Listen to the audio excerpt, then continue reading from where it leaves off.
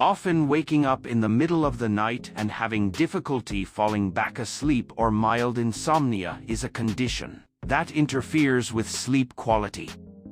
Many things can cause this condition, such as caffeine intake, sleep disturbances, certain medical conditions.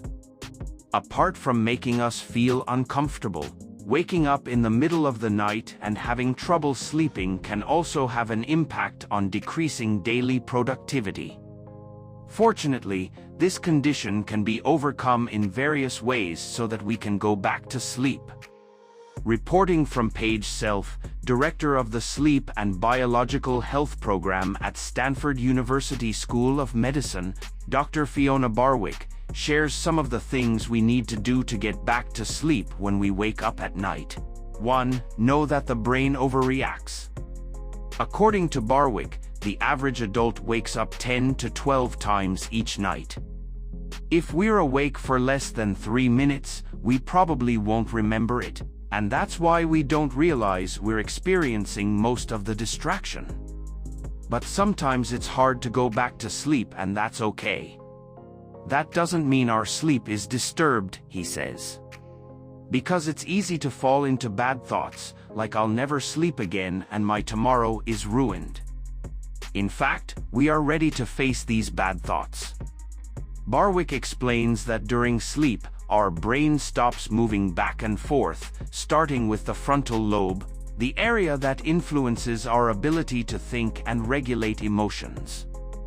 When you wake up in the middle of the night, after the first 3 to 4 hours of sleep, most of the limbic system is still active, including the amygdala, the area at the back of the brain involved in emotional response, as fear and emotion, anxiety, and the hippocampus, the memory center in the brain. As a result, our emotional volume can increase, making it easier for us to remember mistakes from high school, such as the state of our email inbox or our worries about declining whale numbers. So only by acknowledging what is going on can we prevent the mind from wandering too far from dreamland, he suggests. We can try to control catastrophic thoughts by telling ourselves that I am fine. My brain just overreacted. This awareness can help calm us down and prepare us to go back to sleep. Conditions of anxiety and depression go beyond just the desire to sleep. 2. Do something relaxing. What often happens is that we focus our attention and efforts on actively trying to go back to sleep. Unfortunately, it can actually keep us awake longer, he continued. Thinking about our lack of sleep can cause anxiety.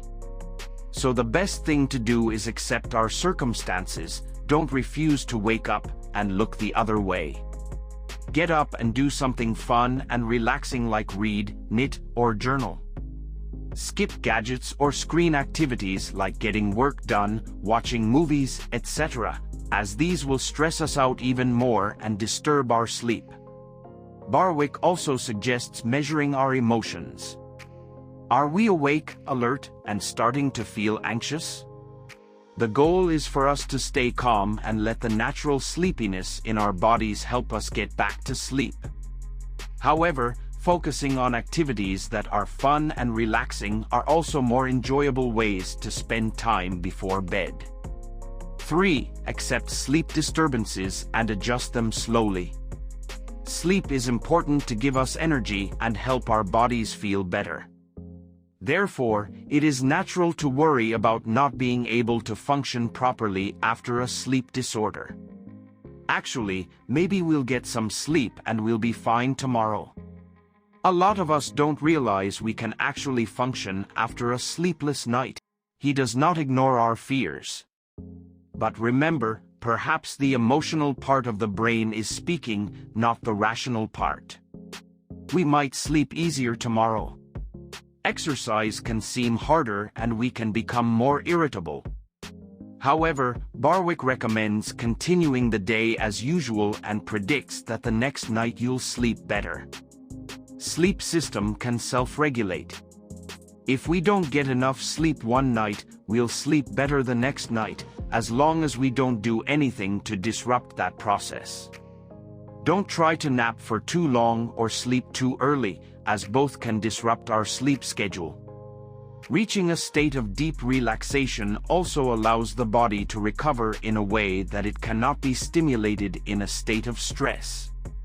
In other words, even when I'm awake when I shouldn't, I'm in good health when I'm relaxed. That's the video this time. If you think this video is useful, please give a thumbs up. Subscribe and share with your friends so we can continue to provide interesting content. Thank you for watching.